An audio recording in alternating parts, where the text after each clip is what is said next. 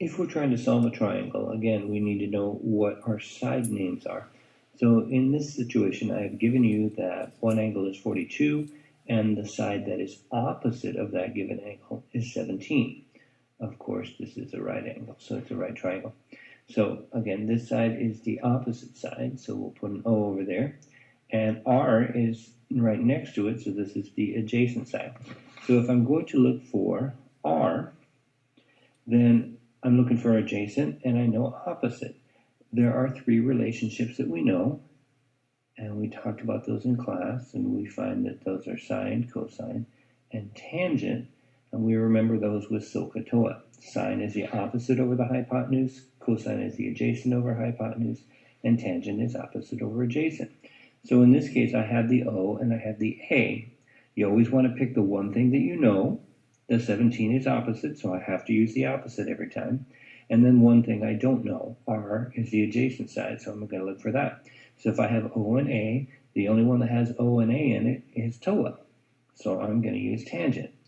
So here I'm going to say this formula, TOA, really means the tangent of the angle equals the opposite side over the adjacent side. So then we fill in numbers. Tangent of what angle? Well, that's the tangent of 42.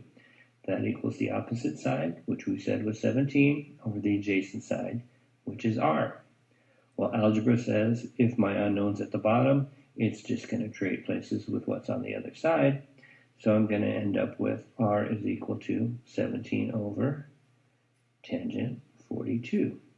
Now, again, my calculator, every time we use sine, cosine, or tangent, your calculator has to be in the degree mode. If we're in radians, you will get a wrong answer here. So make sure that you are in the degree mode, and then you just plug it in exactly like it looks. So you just plug it in, 17 divided by tangent 42 equals, and that kicks out a beautiful number of 18.88. So that would be rounded off to just 19 here. So our answer for R is 19. If we're now going to look for A, again, R was 19. So if we're going to look for A, I know a lot of you are saying, but look, I know two sides. I can find the other one using Pythagorean theorem. I don't want you to use the one thing you already know how to do well.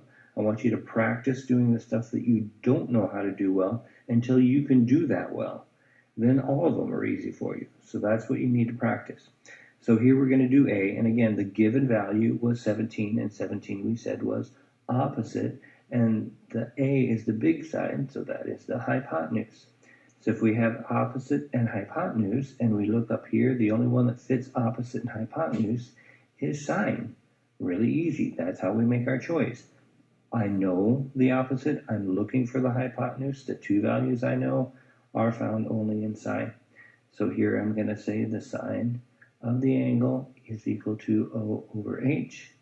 So again, I just plug in my numbers. The sine of 42 degrees is equal to the opposite side, which was 17, over the H, which I don't know. That was A. And again, since my unknown's at the bottom, it's just going to flip-flop. And so I'm going to have A is equal to 17 over sine 42. Again, make sure that you're in degrees. If you've checked it before, you're fine, but it's something you always want to check. So 17 divided by sine 42 gives me 25.4. And again, there's only two sig figs here, so we're going to round that off to 25. So we know the big side here is 25, and notice that the big side, hey, it's a bigger number than the 17 and the 19. That's a good way to just mentally check that you're doing something right here. Since 42 is kind of a middle angle, then these two sides should be about the same size, which they are. So that means we're doing our math right. If, on the other hand, I give you this triangle, we find out that the given value here, the 149, that's on the big side. So we know this is the hypotenuse. So the hypotenuse is given this time. And we're going to look for Q and we're going to look for R. You don't try and look for Q and R both at the same time because that would be ridiculous. I'm trying to look for two unknowns. I can't do that. I have to pick the one thing I do know, the hypotenuse, and one of the other ones that I don't know. Let's pick R just for fun. R is, of course, across from 36, so this is the opposite side. So we have O and H, and O and H, of course, we know comes in sine. So that shows up in the first one. Again, we have our magic word SOHCAHTOA, and so is the opposite hypotenuse. So we're going to say the sine of the angle is equal to the opposite over hypotenuse. So I say the sine of 36 is equal to the opposite side, which was r, over the hypotenuse, which was 149. Now, when my unknown's already up at the top, we want to leave it where it is. We want to move everything else away from it. So what's on the bottom on this side comes up to the top, and we have 149 times sine 36. So that would be the correct way to plug that into the calculator. And plugging in 149 times sine 36 gives me 87.58.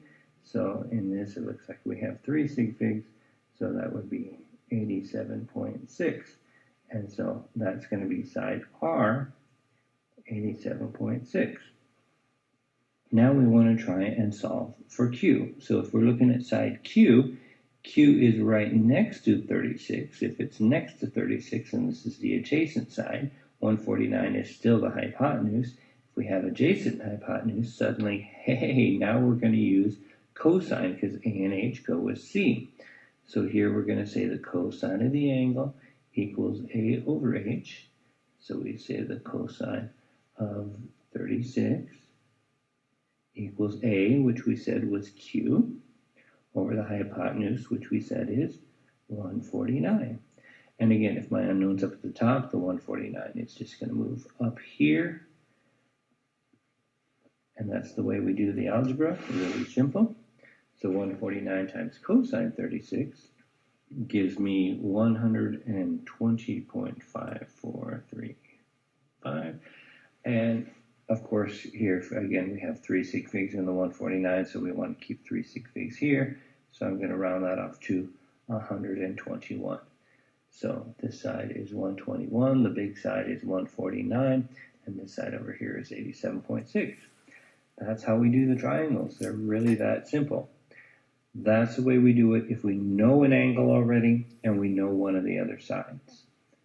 Next lesson, we'll figure out what do we do if we don't know any of the angles.